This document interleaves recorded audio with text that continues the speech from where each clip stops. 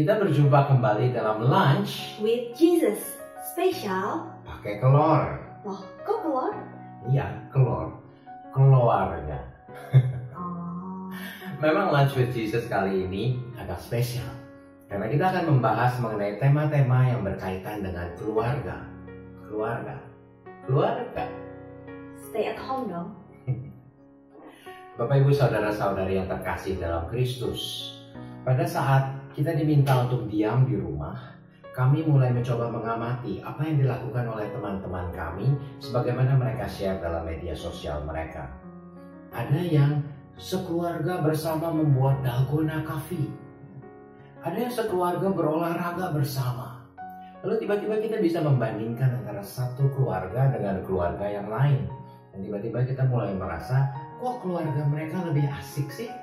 Kok keluarga mereka lebih sehat? Kok keluarga mereka lebih sempurna? Kok kita nggak seperti mereka? Namun Paus Fransiskus mengatakan bahwa tidak ada keluarga yang sempurna. Kita tidak mempunyai orang tua yang sempurna. Kita tidak menikah dengan orang yang sempurna atau memiliki anak-anak yang sempurna. Oleh karena itu, keluarga harus menjadi panggung pengampunan dan bukan panggung rasa bersalah. Pada bab pertama dari kitab Matius, kita menemukan silsilah Yesus. Inilah silsilah Yesus Kristus, anak Daud, anak Abraham. Jadi seluruhnya ada 14 keturunan dari Abraham sampai dengan Daud, 14 keturunan dari Daud sampai pembuangan ke Babel, dan 14 keturunan dari pembuangan ke Babel sampai Kristus. Yang menarik adalah dalam daftar silsilah tersebut ada nama dari orang-orang yang kita anggap orang-orang berdosa. Misalnya Tamar, yang sebenarnya adalah janda dari anak-anak Yehuda, Er dan Onan yang mati karena dosa-dosa mereka. Dengan segala pemikirannya, Tamar berhasil mendapatkan keturunan justru dari Yehuda yang merupakan mertuanya. Kemudian ada Rahab, istri dari Yosua yang dikenal sebagai perempuan sundal dari kota Yeriko. Dan siapa sih yang gak kenal sama Batsheba? Betapa Raja Daud dengan segala tipu muslihatnya berhasil untuk membunuh Uria di medan perang demi mendapatkan Batsheba. Namun kita belajar bahwa Tuhan bisa menggunakan semua orang, termasuk orang-orang yang berdosa, untuk menjadi bagian dalam rencana keselamatannya. Terlepas dari kecenderungan manusia untuk berdosa, kita semua dipanggil untuk menjadi kudus. Ajaran gereja Katolik mengatakan bahwa kita semua dipanggil kepada kekudusan. Didasarkan pada apa yang dikatakan Yesus sendiri di dalam Matius bab 5 ayat 48. Karena itu, haruslah kamu sempurna sama seperti Bapamu yang di sorga adalah sempurna. Mari, saat ini keluarga-keluarga terkasih, kita belajar bersama dari keluarga kudus Nazaret, Tuhan Yesus, Bunda Maria, dan Santo Yosef. Ada 3 karakteristik yang akan kita bahas pada siang hari ini. Yang pertama tentunya adalah adanya Tuhan Yesus di dalam keluarga kudus Nazaret. Dan apakah Tuhan Yesus sudah menjadi Tuhan dan Allah di dalam keluarga kita? Apakah kita sudah meneruskan, mewariskan iman kita kepada anak-anak yang Tuhan percayakan pada kita? Mother Teresa mengatakan bahwa cinta itu dimulai dari rumah. Bukan berapa banyak apa yang kita lakukan, tetapi berapa banyak cinta yang kita masukkan di dalam setiap tindakan yang kita lakukan. Anak-anak kami dibaptis ketika mereka masih bayi. Oleh karena itu, sebagai orang tua, kami bertanggung jawab atas pendidikan iman mereka. Maka kami mengajak mereka berdoa dan terutama mengikuti perayaan Ekaristi. Mengajak mereka ikut persekutuan doa, dan ketika mereka mulai masuk sekolah, kami memilih sekolah Katolik. Karena kami rindu iman mereka terus bertumbuh di dalam Kristus. Dan saat ini, saat-saat kami harus berada di dalam rumah saja, kami bersama-sama juga mengikuti perayaan misa kudus secara online. Karena kami sungguh percaya bahwa Tuhan Yesus hadir di dalam sakramen Maha Kudus. Dan saat itu adalah saat yang ditunggu-tunggu. Karena kami rindu untuk menghadirkan Tuhan Yesus senantiasa di dalam keluarga kami dan mencintainya selamanya. Yesus yang termanis buat keluargaku, ku cinta selamanya.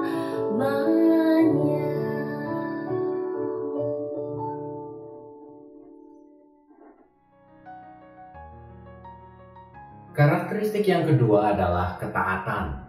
Tidak ada kekudusan tanpa ketaatan. Bunda Maria taat saat ia mengatakan, "Aku ini hamba Tuhan, terjadilah padaku menurut perkataanmu." Santo Yosef taat saat ia akhirnya mengambil Maria sebagai istrinya, padahal awalnya ia ingin menceraikan Maria secara diam-diam. Tuhan Yesus juga taat kepada Bapanya di surga dan kepada orang tuanya di dunia. Bukan hanya taat kepada Tuhan, tapi juga kepada penguasa pemerintah saat itu. Pada saat mereka harus ke Bethlehem untuk mendaftarkan diri mereka di kotanya masing-masing. Taat juga pada ajaran agama, ketika setiap tahun mereka selalu pergi ke Yerusalem pada hari raya Paskah. Pertanyaannya, apakah keluarga kita juga sudah taat? Taat pada ajaran agama? Taat kepada anjuran pemerintah? Pada saat kita sekarang harus diam di rumah, apakah kita hanya keluar pada saat kita memang harus keluar? Apakah kita mengenakan masker pada saat kita keluar? Dan kalau kita diminta untuk mengikuti perayaan Ekaristi, apakah di rumah kita berpakaian dengan pantas walaupun kita hanya di rumah saja? Datang setia kepadamu Tuhan. Karakteristik yang ketiga adalah berjuang terus-menerus dan setia sampai akhir. Ada suatu peristiwa ketika Yesus berusia 12 tahun, ketika perjalanan pulang dari Yerusalem. Bunda Maria dan Santo Yosef menyadari bahwa Tuhan Yesus tidak ada di tengah-tengah mereka. Lalu mereka kembali berbalik mencari-cari Yesus dan terus berjuang selama 3 hari. Dan akhirnya menemukan Yesus kembali di dalam bait Allah, di dalam rumah Bapa. Dan ada saatnya pula keluarga-keluarga kita juga menemukan masalah demi masalah. Kita jatuh dalam pencobaan demi pencobaan. Bahkan ada saat-saat di mana sepertinya kita sudah hampir kehilangan pengharapan. Tetapi kita mau terus berjuang dan berjuang sampai kita menemukan kembali kasih dan damai di dalam keluarga kita. Keluarga adalah sekolah kekudusan. Kita mau senantiasa bersama-sama belajar untuk saling mengasihi, saling mengampuni sampai akhir. Seperti Tuhan Yesus setia memanggul salib dengan kasih dan cintanya yang begitu besar, bahkan menyerahkan nyawanya. Dan di atas kayu salib, ia melepaskan pengampunan dengan berkata, "Bapa, ampunilah mereka, karena mereka tidak tahu apa yang mereka lakukan." Dan di atas kayu salib pula, Tuhan Yesus memberikan ibunya yang setia menyertainya dalam perjalanan salibnya. "Ibu, inilah anakmu, anakku, inilah ibumu." Dan seperti Rasul Yohanes, kita pun mau menerima Bunda Maria di dalam rumah kita. Dan Bunda Maria sebagai Bunda Gereja yang hari ini kita rayakan akan menyertai kita, keluarga kita, putra-putri gereja untuk terus berjuang dan setia sampai akhir. Ku berjuang sampai akhirnya, kau dapati aku tetap setia. Mari kita berdoa. Ya Bapa dan Putra dan Roh Kudus. Allah Bapa yang Maha kasih, kami bersyukur kepadamu bahwa pada siang hari ini kami boleh belajar dari kebenaran firman-Mu. Ini kami ya Tuhan, keluarga-keluarga-Mu yang Kau satukan sendiri dalam satu sakramen pernikahan yang kudus. Ampuni kami kalau dalam banyak hal kami masih seringkali menyakiti satu sama lain. Ampuni kami kalau dalam banyak hal kami masih tidak sempurna. Namun kami ingin selalu belajar dari teladan keluarga kudus Nazaret.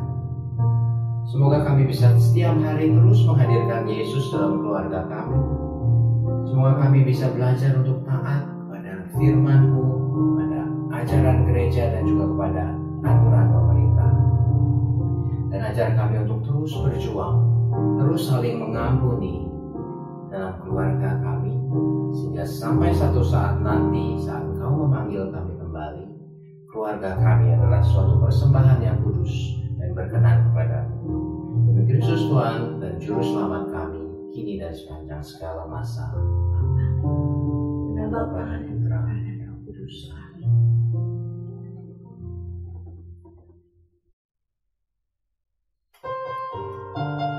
Keluargaku adalah sorgaku. Aku dan seisi rumahku akan selalu menyembah-Mu, Tuhan dan Rajaku. Di dalam kasih karunia-Mu yang hidup saling melayani dan melayani-Mu. Bila Tuhan menjadi kepala rumah ini, maka berikan kehidupan tercurah selalu. Datanglah kerajaan-Mu, jadilah kehendak-Mu. Ku alami setiap waktu, keluargaku adalah surgaku.